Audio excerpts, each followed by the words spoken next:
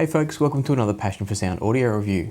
And today, the HiFiMan Sundaras are on the desk. So we're looking at a mid-range planar magnetic headphone that retails for about $349 US, or about 490 Australian dollars. I'd heard fantastic things about the Sundaras, and I must admit to being a little bit skeptical that they could be that good, given the price tag is below 500 Australian dollars, so below 400 US dollars for instance. So I thought it was time to grab a pair secondhand and check them out for myself.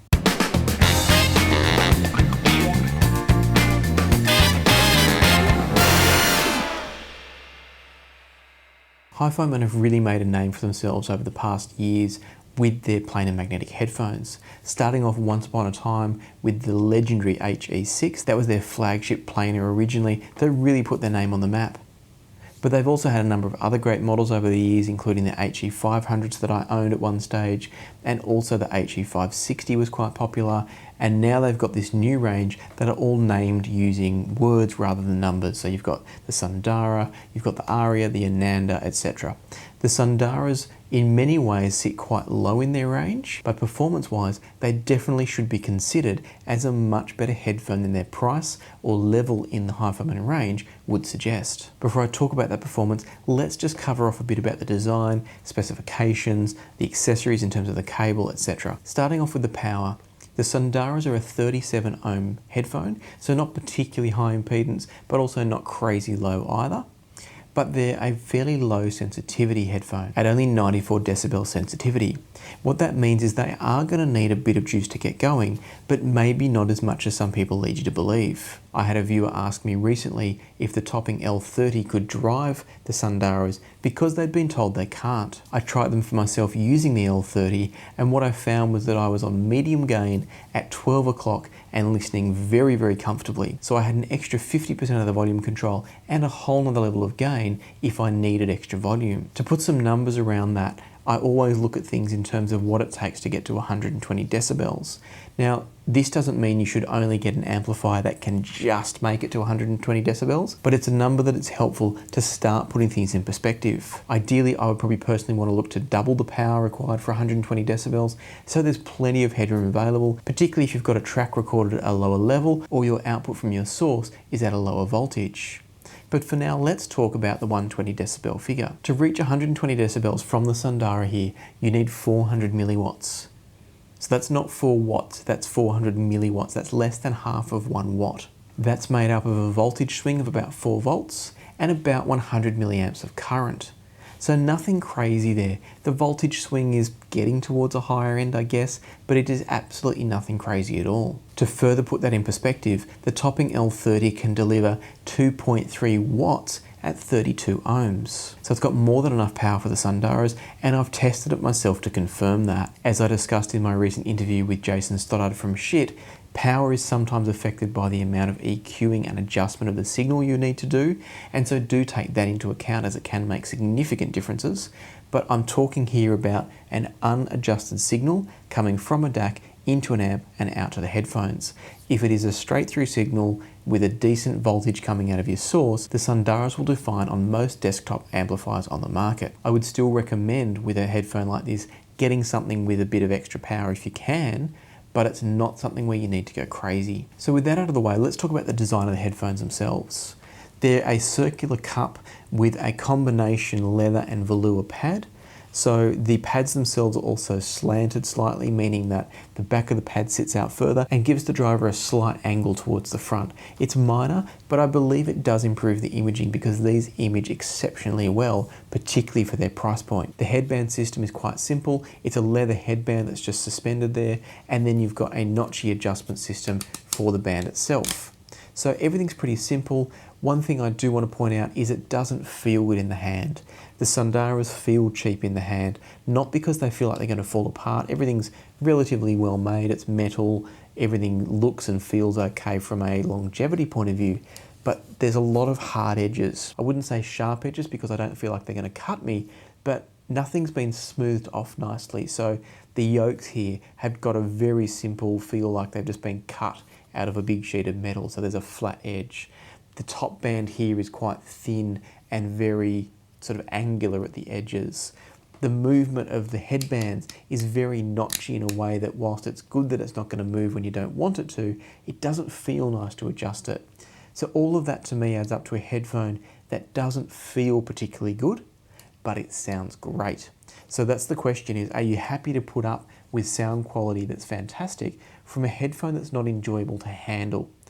I cringe a little bit every time I pick these up to put them on, but once they're on, I just thoroughly enjoy them and don't think twice. So you do probably need to take that into account. If you're particularly tactile and those sorts of things matter, you're not going to enjoy handling the Sundaras, but I believe you will enjoy listening to them.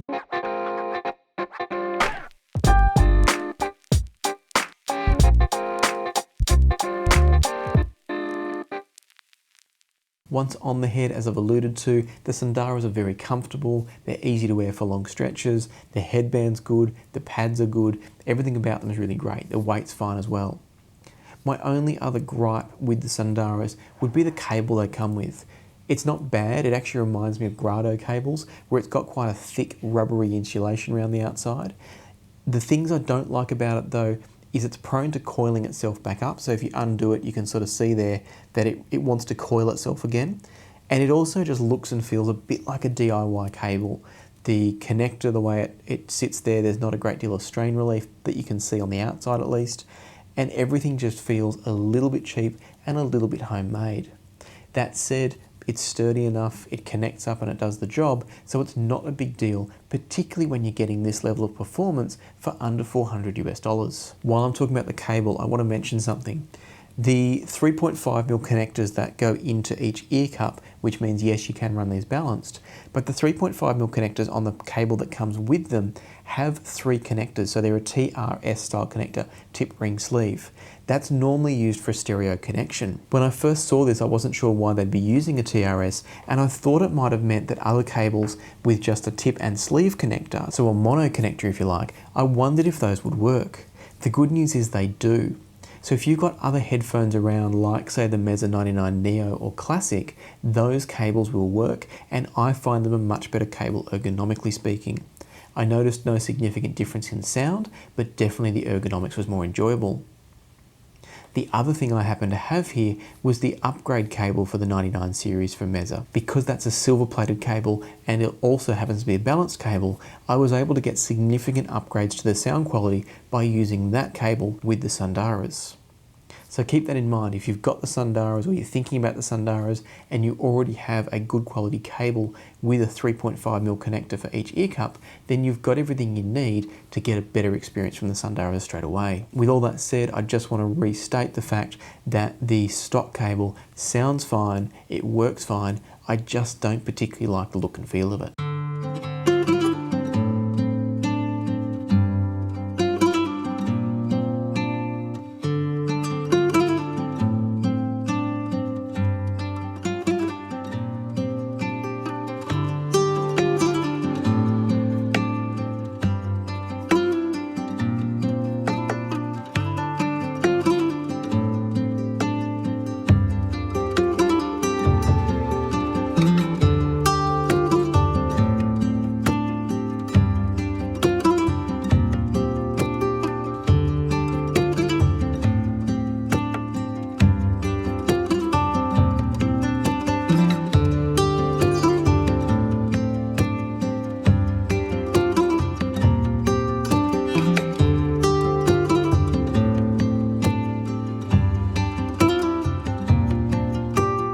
Let's talk now about the sound from the Sundaras. You may see I've got them sitting on a mini DSP ears unit here, which is a measurement rig for headphones. I've started taking headphones for reviews. I'm going to start sharing them in the future, but I want to get a bit of a library of reference first before I get into strong detail. What I will say for these though is that they sound like they measure, which is very, very linear across the board. They've got a very flat signature response, and that's done in a way that's extremely tasteful and extremely enjoyable. They've got just enough bass to still have a sense of richness and tonal quality to them, but at the same time they don't boost the bass in any way. There's a slight hint of warmth to the sound, but it's not in terms of thickness or richness so much as the fact that your mids and your bass are all in line with your treble. Whereas for many of us, we're used to hearing lifted treble and lifted bass with the mids a little bit sucked out. One of the things I particularly enjoy about the Sundaras is they have a wonderful sense of image. I believe they image better than any other headphone I've heard at about this price point, or even a little bit more perhaps. The image is sharp, it's clean, it's well focused, and there's a decent sized soundstage around it as well. So things aren't all intimate to create that sense of focus. There's a decent amount of space, but a really sharp image. All in all, sound quality, performance-wise, I think the Sundaras are absolutely stellar. To put this all in perspective though, I listened to some specific tracks, so I'm going to share with you now what I heard from each one. The first track was Namaste by the Beastie Boys on the In Sounds From Way Out album, which by the way is a fantastic audiophile album. If you're ever looking for a great funky album that also is beautifully recorded, do check that one out. What I noticed when listening to Namaste using the Sundaras was that the guitars and the percussion were all really well resolved in terms of the timbral qualities were very realistic and natural. The soundstage wasn't huge, but it was well defined and there was a decent sense of space. So we're not talking HD800 space here, we're probably not even talking DT880 space, but we're talking a really nicely defined soundstage that's enjoyable and cohesive, and sometimes that's more important. Finally, this track should be pretty bassy, and there was a decent amount of bass presence from the Sundaras. They're not a bass head headphone, they're not going to wow anybody with bass, but the fact that they're so linear throughout before a bit of roll off towards the bottom end means they're going to give you good presence. You shouldn't buy these if you're thinking LCD2 sort of bass, but you should buy these if you want that linear experience. Moving on to Elgar's Cello Concerto, the Sundaras rendered the cello itself really beautifully. So there was great texture. Again, that imaging focus came into play where you could really get a sense of exactly where in space the cello was located. Unfortunately, things got a little bit congested when it came time for the orchestral pieces around the cello. So as the orchestra came in, I was less able to clearly hear each of the individual strings, each of the individual parts of the orchestra. It became more of one big sound. It wasn't dreadful, it wasn't muddled, but better quality headphones at higher price points will allow you to better separate all the individual sounds. And that's where the Sundaras do show their price tag, but they're still excellent despite that. So don't be put off by what I'm saying there, just recognize that there's a reason some headphones cost more. Continuing on that theme, I compared the Sundaras to some headphones to help put context to some of those comments I've just made. The first comparison I made was with the Sennheiser HD800S. Many people think of the HD800S as being quite a neutral, clean and linear headphone, when in reality it leans more towards brightness, even with the S version having the increased bass and the dampened treble resonance. So putting the Sundaras up against the HD800S, what I found was what you'd probably expect based on what I just said, which is that the Sundaras showed more bass presence than the HD800S, whereas the HD800S sounded a bit lean on the bass and a little bit bright as a result.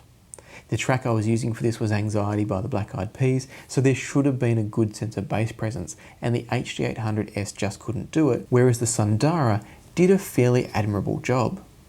It's not the headphone I would reach to for that style of music, but if you want a good all-rounder, it handles that sort of music just fine and then can do a lot of other stuff really well as well. The other characteristics I noticed was that the Sundara had a more forward mid-range and therefore a more intimate overall presentation, while the HD800S is amazing for its ability to throw this big wide soundstage and pick out individual pieces of sound and really give them clarity and space.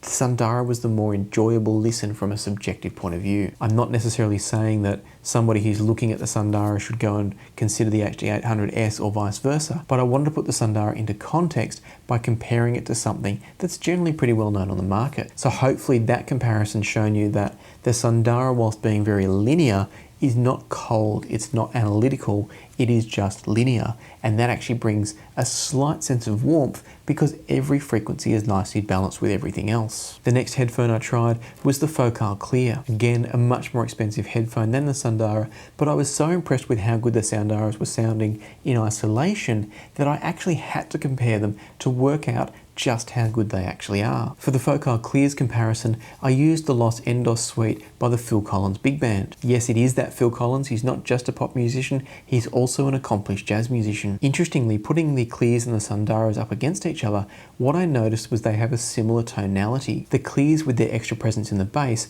were a closer match to the tonality of the Sundaras. They were a little bit brighter and a little bit more metallic sounding, but there was more similar between the Clears and the Sundaras than the HD800S and the Sundaras. The Clears are also an example of a headphone that better separates the sounds in the way that I described the Sundaras not doing so well in the orchestral piece I mentioned earlier. And I think a part of that is that the Clears actually don't have completely flat bass. They've got a slight dip in the mid bass and a slight boost in the lower bass. So what you notice in listening to the two side by side is that the Clears hit a bit harder, a bit lower, whereas the Sundaras have that more consistent sound that actually rolls off a bit in the very lower frequencies. Overall, that makes the Clears come across as the more nimble, detailed, and better separating headphone in terms of the sounds are much better separated overall.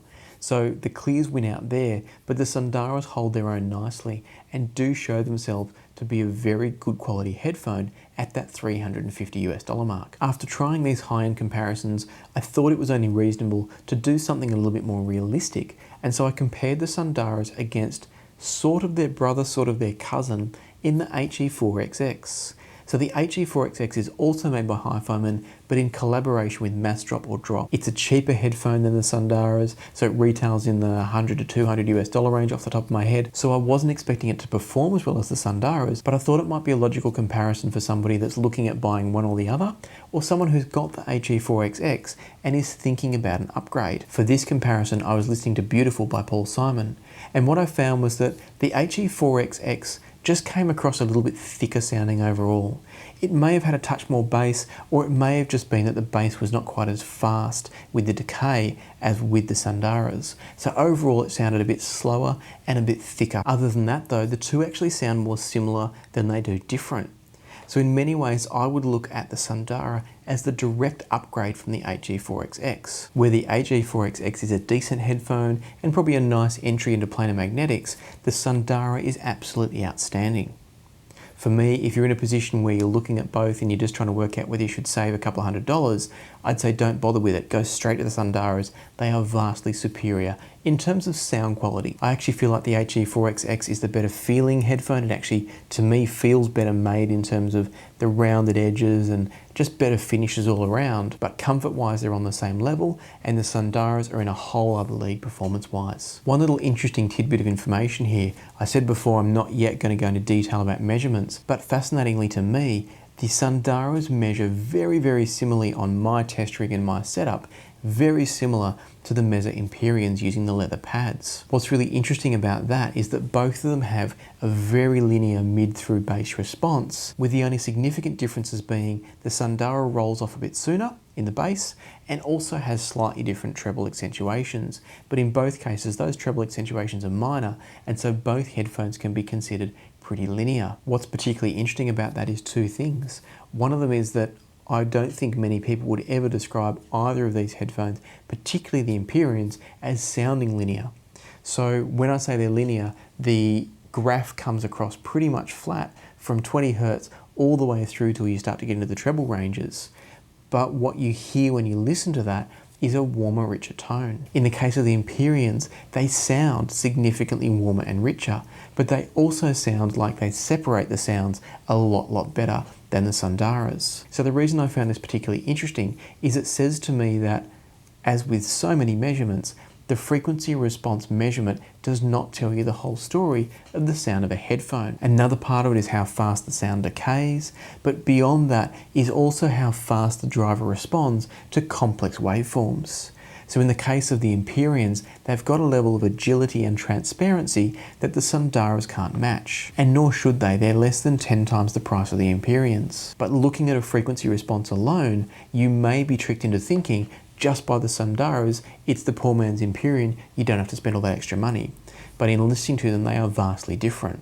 So I just wanted to share that. I will go into measurements more in future, so let me know in the comments below if there's anything specific you want me to talk about or focus on when I start to share measurement data. For now though, coming back around to just talk about the Sundaras, These are easily, for me, one of the best value headphones I've come across in quite a long time.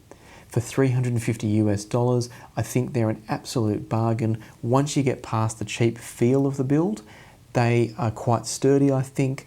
I haven't obviously had these for long, but they're secondhand. They look and feel like they're brand new. I think they're pretty sturdy. They're going to last a fair while, and they sound absolutely brilliant. The cable's a bit of a gripe, but it's easily upgraded and replaced, and it also gives you the ability to run it balanced if you want to. For me, the Sundaras and the Sennheiser HD6XX are probably going to be my two top recommendations from now on until I hear something even better within that approximate price range.